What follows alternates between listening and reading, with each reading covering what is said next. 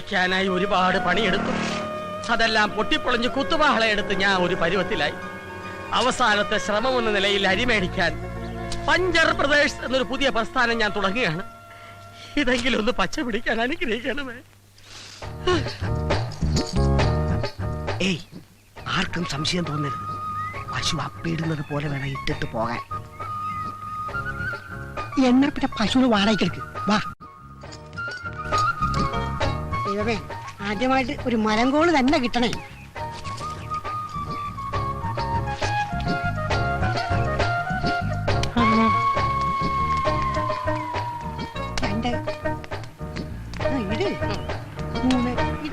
പശുവിനേക്കാളും നല്ലത് പോത്താണ്. അതുകൊണ്ടല്ലേ ആശ നിന്നെ തന്നെ ഈ പണി ഏൽപ്പിച്ചത്. ഇടാ, വാഴ പിടിക്കാണ്ട് അള്ളു വെക്കണം പോട്ടെ.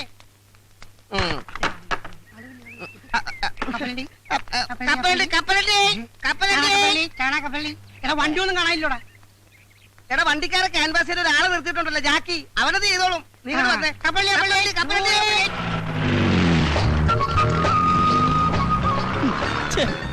ഈ ഡ്രൈവർമാർ തെണ്ടികൾ ഇങ്ങനെ തുടങ്ങിയാൽ ബാക്കിയുള്ളവൻ എങ്ങനെ ജീവിക്കും എന്റെ കർത്താവേ?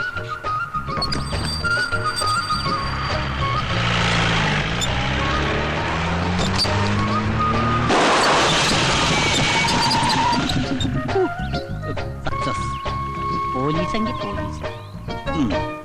എന്തൊരു ഗതികേട്. ഇനിയിപ്പോ എന്താണോ ചെയ്യാ? ഞാനെന്ത് ചെയ്യാനാ? എന്ത് പറ്റി സാർ? പഞ്ചറായി. ഭാഗ്യം. അല്ല, ഇവിടെ വെച്ച് പഞ്ചറായത് ഭാഗ്യം. തൊട്ടപ്പുറത്തായിരുന്നെങ്കിൽ വലിയൊരു കാന ഉണ്ടായിരുന്നു. ആ കാനയിലേക്ക് ജീപ്പ് പറഞ്ഞ് സാറിന് എന്തെങ്കിലും അപകടം പറ്റുമെന്നൊരു പേടി. അങ്ങനെ ഒരു ഭാഗ്യം. സാറ് ഇനിയിപ്പോ പഞ്ചർ ഒട്ടിക്കണമെങ്കിൽ 10 കിലോമീറ്റർ അപ്പുറത്തെങ്ങാണ്ട് ഒരു കടയുള്ളൂ സാർ. സാറേ, ഈ സ്റ്റെപ്പിനില്ലയോ? അല്ല, സ്റ്റെപ്പിന് ഉണ്ടായിട്ടും കാര്യമില്ല. കാരണം പഞ്ചറായിട്ടുള്ള ടയർ മാറ്റി സ്റ്റെപ്പിന് ഇട്ട് കഴിഞ്ഞിട്ടുണ്ടെങ്കിൽ സ്റ്റെപ്പിനും കൂടി പഞ്ചറായിട്ട് ആ 2 പഞ്ചറായിട്ടുള്ള ടയർ ഉരുട്ടിക്കൊണ്ട് ഏതെങ്കിലും പഞ്ചർ വർക്ക്ഷോപ്പിലേക്ക് സാറ് പോയി. സൂപ്പറായിട്ട് പഞ്ചർ ഒട്ടിക്കുന്ന ടീം ഇവിടെ അടുത്തുണ്ട് സാർ.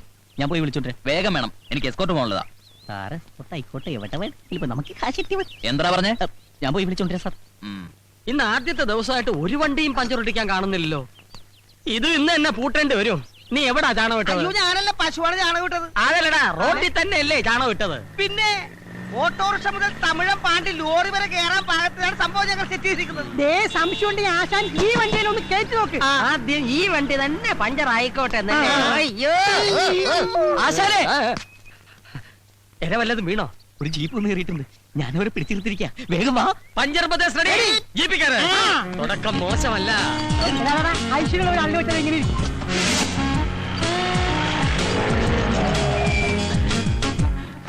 പോലീസ് ജീപ്പാണെന്ന് നേരത്തെ പറയായിരുന്നു. എന്താ തെണ്ടി?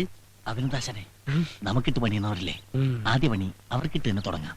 നല്ല ഐശ്വര്യായിരിക്കും. പണി തുടങ്ങാം. Good morning sir. സാർ, ഇതാണ് ഞാൻ പറഞ്ഞ പാർട്ടി.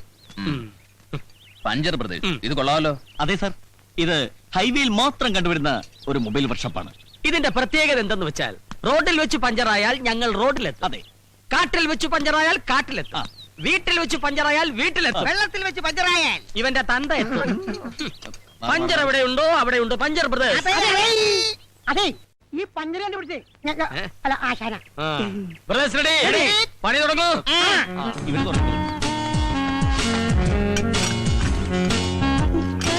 സാറ് ഒന്ന് കാര്യം കഴിക്കണമെന്നില്ല. തീരെ സാറ് പോയി ചാടിച്ചിട്ട് വാ. അസനേ, പിന്നൊരു കാര്യം, ആദ്യമായിട്ട് കിട്ടിയ കോളാ. എന്റെ ഷെയർ എനിക്ക് കൃത്യമായിട്ട് കിട്ടണം. ഷെയറാ?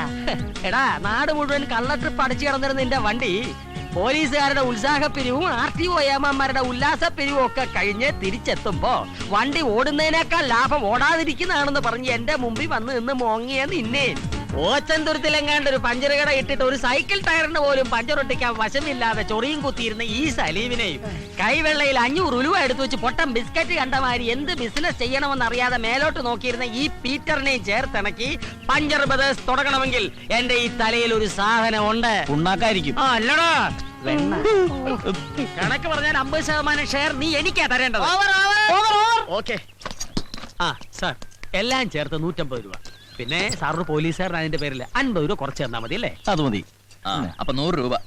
200 രൂപ എന്നാണ് 50 രൂപ കുറച്ചത്. 150 രൂപ എണ്ണി തരണം. പഞ്ചർ ഒട്ടിച്ചതിനും കാശ് കുറച്ചതിനും ഒക്കെ നന്ദിയുണ്ട്. Thank you. അപ്പൊ ഞങ്ങൾ പോയിട്ട് വരാം. അപ്പൊ സാർ കാശ് ഏതെങ്കിലും പോലീസുകാരന് എന്തെങ്കിലും കാര്യത്തിന് ആർക്കെങ്കിലും കാശ് കൊടുത്ത കാര്യത്തിന് താൻ കേട്ടിട്ടുണ്ടോ? അല്ല സാർ, ഒരു മാസം ജോലി ചെയ്തിട്ട് ശമ്പളം കിട്ടാതെ വന്നാലുള്ള അവസ്ഥ. അത് ഞാൻ അഡ്ജസ്റ്റ് ചെയ്യും. ഓ, കൈക്കൂലി അല്ലേ? ശരി. മേലെ ഈ ജാതി കേസ് കെട്ടും കൊണ്ടുവന്ന അള്ളു വെക്കുന്ന വണ്ടിക്കായിരിക്കില്ല നിന്റെ. അയ്യോ പാവാ, പുതിയതായിട്ട് കിട്ടിയ പണിയാ, ആദ്യമായിട്ട് കിട്ടിയ ചാൻസ്. പണം പോയില്ലേ?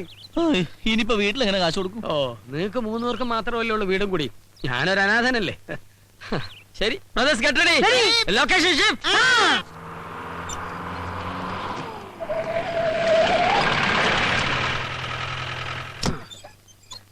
ഈശോയെ, മോന്റെ കത്തായിരിക്കും. അതെ, കത്ത് വന്നു. പക്ഷെ ചെലവിലുള്ള കാശ് മാത്രം വന്നില്ല. ഈ തവണയും പഴയ വല്ലത് തന്നെ. അത്യാവശ്യം വല്ല വേണേ ചോദിക്കാം. നിന്നോടോ? എന്നോടല്ല, ആശാനോട്. ചായക്കട നേരത്തെ അടച്ചാ? എങ്ങനെ അടക്കാതിരിക്കും? നമ്മളല്ലേ പറ്റുകാരി. പറ്റുകാരല്ല, പറ്റിപ്പുകാരി. ഒരു കാര്യം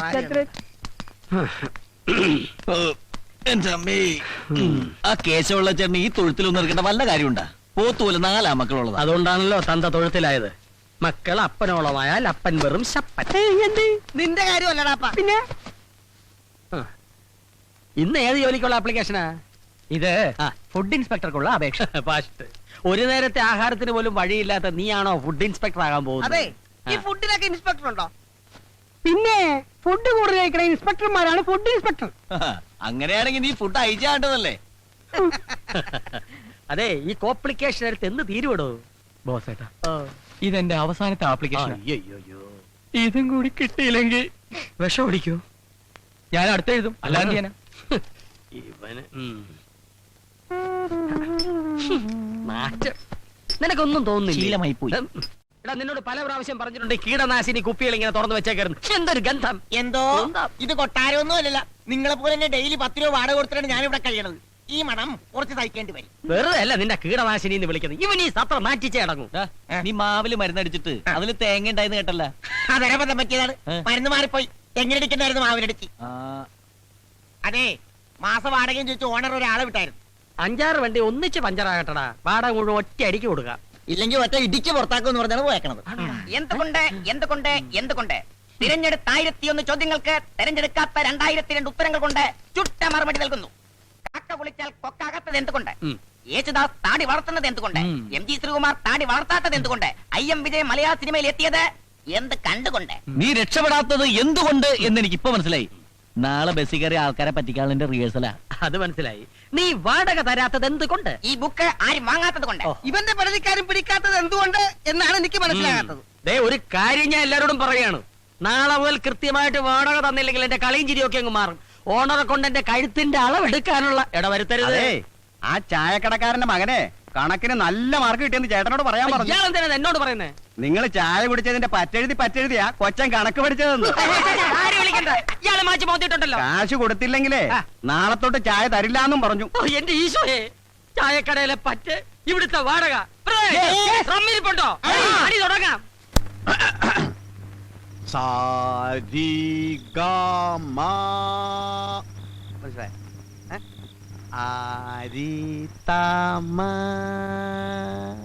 മനസ്സിലായ?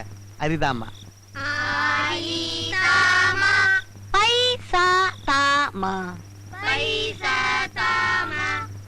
ഇനി ആരോഹണത്തിൽ പാടൂ. സബാഷ്. ഇനി അവരോഹണത്തിൽ പാടിത്തണ്ടു. എടാ തോമ, നിന്റെ താമ ശരിയല്ല. എഴുതക്കടാ. എടാ, സ്വരത്തിൽ കയറി പിടിക്കടാ. ഇങ്ങനെ തന്റെ ഒരു ചുക്കം കിട്ടില്ല എനക്ക്.